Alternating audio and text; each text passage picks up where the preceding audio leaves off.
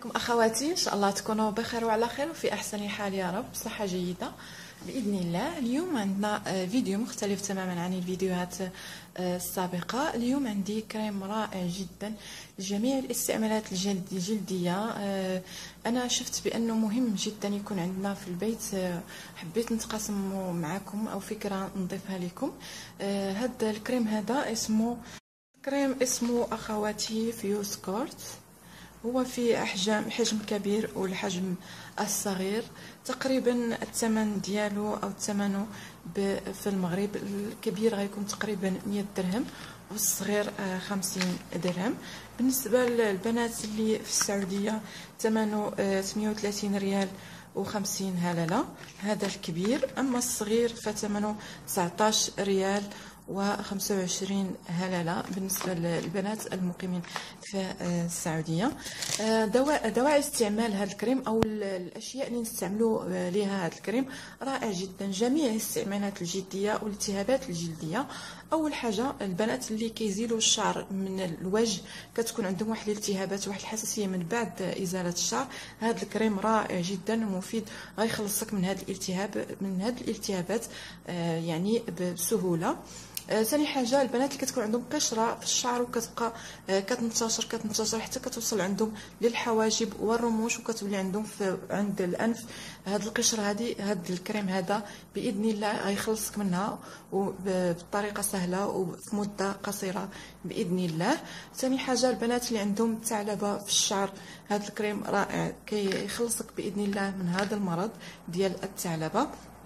البنات اللي عندهم حكه او عندهم كزيمه في الاصابع او ما بين الاصابع الارجل او الايدين او الساق، هذا الكريم رائع جدا كيخلصك باذن الله من هذا المرض هذا. وكذلك البنات اللي تيكون عندهم حكه او حساسيه يعني في الاماكن الحساسه، هذا الكريم رائع كذلك لهذا اللوازم. وكذلك البنات اللي كيكون عندهم حب الشباب وكيعمل لهم واحد الالتهابات في البشره ديالهم، فهذا الكريم رائع جدا. فكما شفتوا معايا له العديد من الاستعمالات الرائعه الخاصه بالبشره. فانا دائما ما كيخطانيش عندي دائما في البيت. احيانا مثلا كناكلوا ماده كتسبب لنا حساسيه في البشره ديالنا، في بشره الوجه، خصوصا البيض وبعض الاشياء كتعمل لنا الحساسيه على البشره ديالنا، فهذا الكريم هذا كيخلصك من هذه الحساسيه. فكما كتشاهدوا اخواتي كريم رائع، يعني له العديد من يعني تستعمليه في العديد من الامراض الجلديه. وكذلك نسيت ذكر الحزاز، البنات اللي تيكون عندهم الحزاز جنب الفم وتيكون احيانا في الايادي، حتى هذا الكريم رائع جدا كيخلصك منه. كما كتشاهدوا اخواتي كريم جميل جدا، انا لي سنين وانا كنستعملو. حاجه الوحيده انا نقول لكم ان الاخوات اللي حوامل ما يستعملوش هذا الكريم لانه كيحتوي على الكورتيزون ويمكن ياثر على الجنين. اما باقي السيدات فملوش اي تاثيرات يعني جانبيه. ان شاء الله تلقاوه في المغرب لانه هو كريم دنماركي ولكن موجود في الاسواق العربيه. ان شاء الله نكون قلت الاغلبيه يعني الدواعي الاستعمال او الاشياء اللي كيعالجها او الامراض الجلديه اللي كيعالجها هذا الكريم هذا. وان شاء الله تشريوه لانه الصراحه رائع وضروري يكون عندكم في البيت. وكذلك نسيت ذكر، كل مره كنتفكر حاجه نسيت ذكر، حتى يعالج الصدفيه، الالتهابات اللي كتسببها الصدفيه، فهو رائع جدا. وكنتمنى منكم يعني يكون عندكم في البيت.